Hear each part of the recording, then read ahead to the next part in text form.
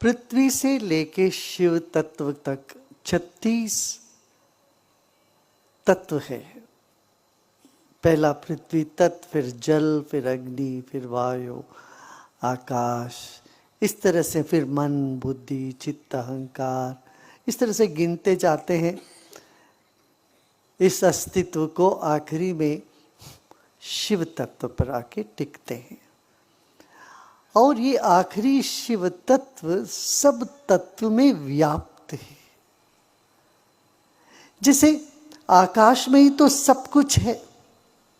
जल भी आकाश में होता है, पृथ्वी भी आकाश में है, अग्नि भी आकाश में, आकाश के परे कुछ नहीं। इसलिए शिव को चिदाकाश रूपम शिवोहम शिवम बोला है। शिव कैसे हैं? आकाश जैसे। उससे बचने की कोई तरीका ही नहीं है। शिव से कोई कभी अलग हो ही नहीं सकता, क्यों वो सर्वव्यापी है और उनसे कोई छुपा नहीं सकता, वो सर्वज्ञ है। फिर काल के अधीन है बाकी सब, मगर शिव काल के परे है, काल के अधिपति है। तो इसलिए शिव को महाकाल कहा गया। काल के परे भी है मगर महाकाल भी है। कालातीत होकर के महाकाल, ये बड़ा आभास सा लगता है। जो कालातीत है वो कैसे काल हो सकते हैं?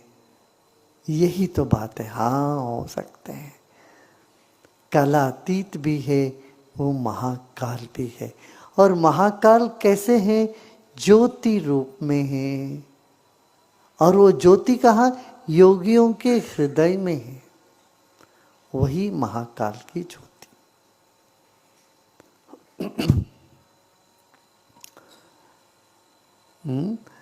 तो ध्यानस्थ होकर के अपने हृदय में ज्योति के रूप में भगवान है, ऐसा करना है, ऐसे धारणा करना है और उस ऊर्जा को अनुभव करना है। यही ध्यान है।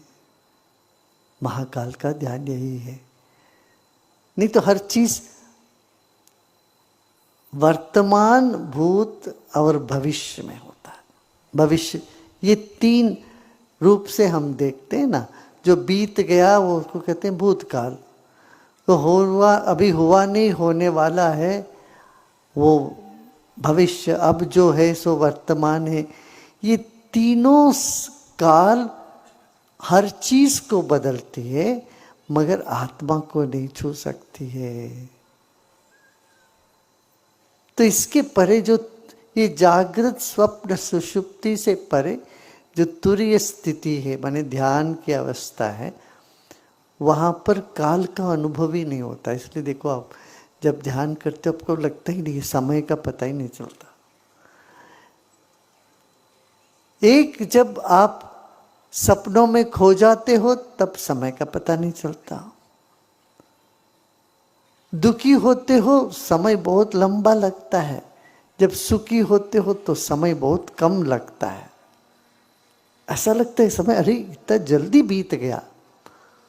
प्रेम में होते हो तो समय का परिभाव ही नहीं होता, परिज्ञा ही नहीं होती। उस वक्त कुछ समझ में नहीं आता समय, अरे समय चला, अरे इतना समय हो गया। गपशप लगा के बैठते तो समय का पता ही नहीं चलता है। घड़ी देख तो अरे भाई 2 घंटे बैठ के हम लोग गपशप कर रहे हैं, निकला तो नहीं कुछ उससे। ऐसे ही तमोगुण घोर नींद में चले जाते तो काल का कोई पता नहीं चलता। मगर जब हम ध्यान में जाते हैं, महाकाल से जुड़ते हैं, अनंत काल की अनुभूति तत्क्षण हमें प्राप्त होता है। उसी क्षण में वर्तमान की गहराई, उसकी विस्तार हमको अनुभूति में आती है। वर्तमान सिर्फ एक घड़ी नहीं है, वर्तमान बहुत गहरा है और वर्तमान की गहराई में अनंत काल समाहित है। उसमें इसीलिए महाकाल कहते हैं।